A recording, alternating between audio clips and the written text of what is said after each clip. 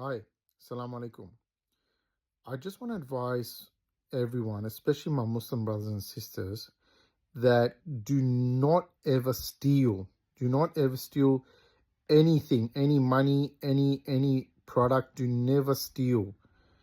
And as a Muslim, there is a day of judgment, and and if you steal, there is a big punishment in the hellfire for those who steal. Okay. So, even if it's the smallest thing, do never steal. Do not steal from shopping mall. Do not steal from people. Do not steal from the government. Never steal. Okay. Now, I have a relative. I live in Australia, but I have a relative in Pakistan. Now, that relative has passed away. Now, that relative was in a big command post in Pakistan, and that relative, they lived as a very simple family. They weren't that well off. They were just the average family. And that relative of mine, that person was in a big command post in the police force. And if um that person refused to take bribes, in Pakistan, police, it's very common to take bribes. Now that police that relative of mine refused to take bribes.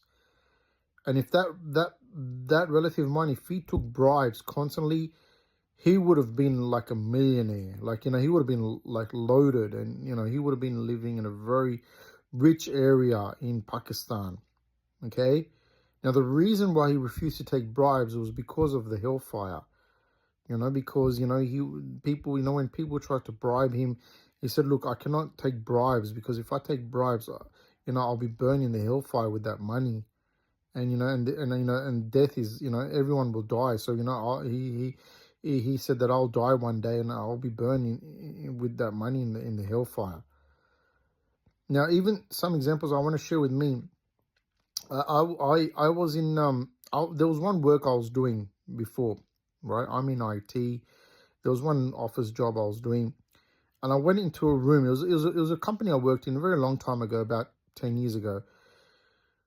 And what happened is that I went into a room. It was full of laptops, right? And no one was there.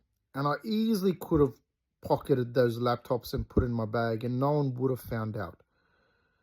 But the fact was that, I thought about, the day of judgment, and I thought about the hellfire. That if I take this laptop, even no one will find out.